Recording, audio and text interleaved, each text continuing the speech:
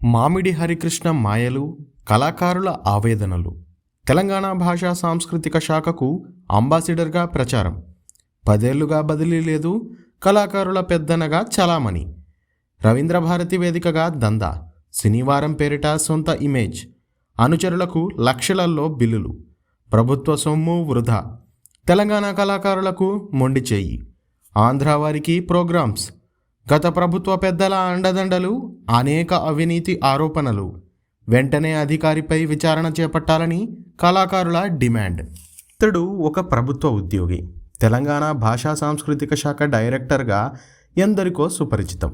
మాటలతో మభ్యపెట్టడం, కాకాపట్టడం, రాజకీయ నాయకులను పొగడ్తలతో ముంచడం వెన్నతో పెట్టిన విద్య.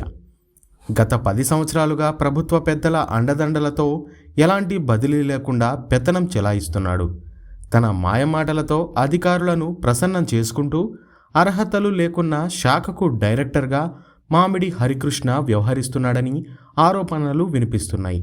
10 ఏళ్ల అధికార వ్యామోహాన్ని, పదవీ కాలాన్ని తిరగేస్తే నివ్వెరపోయే నిజాలు తెలుస్తున్నాయి. ప్రభుత్వ ఉద్యోగిగా ఉంటూ గత ప్రభుత్వ అధికార పార్టీ బీఆర్ఎస్కు అనుకూలంగా వ్యవహరించాడు. అప్పటి ప్రభుత్వంపై ప్రశంసలు కురిపిస్తూ తన పబ్బం గడుపుకున్నాడు. ముఖ్యమంత్రి మనిషిగా ముద్ర వేసుకొని సహచర ఉద్యోగులను ఎన్నో ఇబ్బందులకు గురిచేశాడని చాలామంది వాపోతున్నారు. కళాకారుల కానాచిగా పేరుగాంచిన రవీంద్ర భారతిలో తెలంగాణ కళాకారులకు మొండి చేయి చూపిస్తూ ఆంధ్ర వారికి అప్పనంగా ప్రోగ్రామ్స్ను అప్పజెప్పాడని కళాకారులు చెబుతున్నారు. నచ్చితే పొగడ్తలతో అందలం ఎక్కిస్తాడు, నచ్చకపోతే పాతాళానికి తొక్కేస్తాడని కళాకారులు ఆవేదన వ్యక్తం చేస్తున్నారు. రవీంద్ర భారతి వేదికగా కళాకారుల పెద్దనగా పేరు సంపాదించుకొని బినామీలను పెట్టుకొని తన అనుచరులకు లక్షలలో బిల్లులు మంజూరు చేయించాడనే మాట బలంగా వినిపిస్తోంది.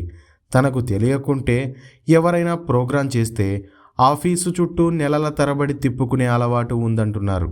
మరి ముఖ్యంగా సాంస్కృతిక సారథి కళాకారుల ఎంపికలో వివక్షకు ఆద్యుడని పలువురు పేర్కొంటున్నారు.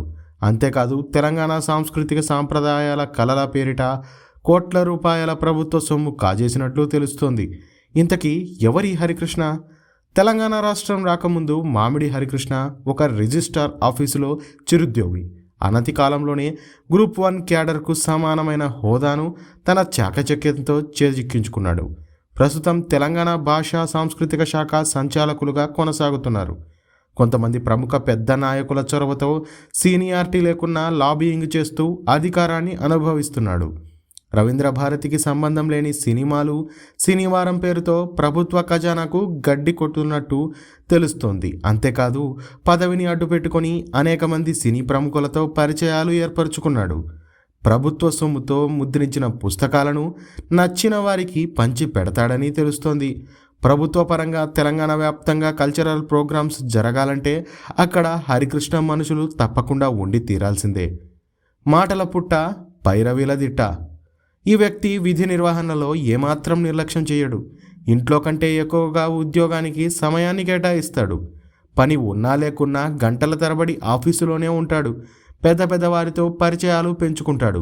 గొప్ప పనిమంతుడిగా ప్రశంసలు పొందుతాడు. తాను ఒక ప్రభుత్వ ఉద్యోగినని మర్చిపోయి రోజు అనేక వేదికలపై అధికార పార్టీని ఆకాశానికి ఎత్తుతాడు.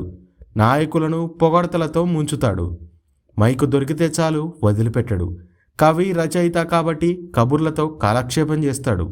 కాకపట్టడం, కాళ్ళు మొక్కడం, మాటలతో మభ్యపెట్టడం, నటనతో జీవించడం, ఎదుటి వారిని ఇట్లే ఆకర్షించడం, పెద్ద సారుకు అంటే ముఖ్యమంత్రికి దగ్గర అని చెప్పుకోవడం, కులానికి సంబంధించిన అధికారులను కూడగట్టడం, వారికి పెద్ద పెద్ద హోటళ్లలో పార్టీలు ఇవ్వడం, పరిచయాలు పెంచుకోవడం అతనికి వెన్నతో పెట్టిన విద్య అని చాలామంది అనుకుంటున్నారు. 10 ఏళ్లుగా ఒకే చోట ఉంటూ పదవిని అనుభవిస్తూ రాచమర్యాదలను పొందుతున్నాడని ఆరోపణలు వినిపిస్తున్నాయి. ఇప్పటికే చాలామంది హరికృష్ణపై కంప్లైంట్ చేసినా ఎలాంటి చర్యలు తీసుకోలేదని తెలుస్తోంది. ఇప్పటికైనా కొత్త ప్రభుత్వంలో ఇలాంటి అధికారులపై చర్యలు తీసుకోవాలని కళాకారులు కోరుకుంటున్నారు. అంతేకాదు గత ప్రభుత్వంలో ఈ వ్యక్తి వెనకాల ఉన్న పెద్దలు ఎవరో కనిపెట్టి అవినీతి అక్రమాలను బట్టబయలు చేయాలని తెలంగాణ కళాకారులు డిమాండ్ చేస్తున్నారు.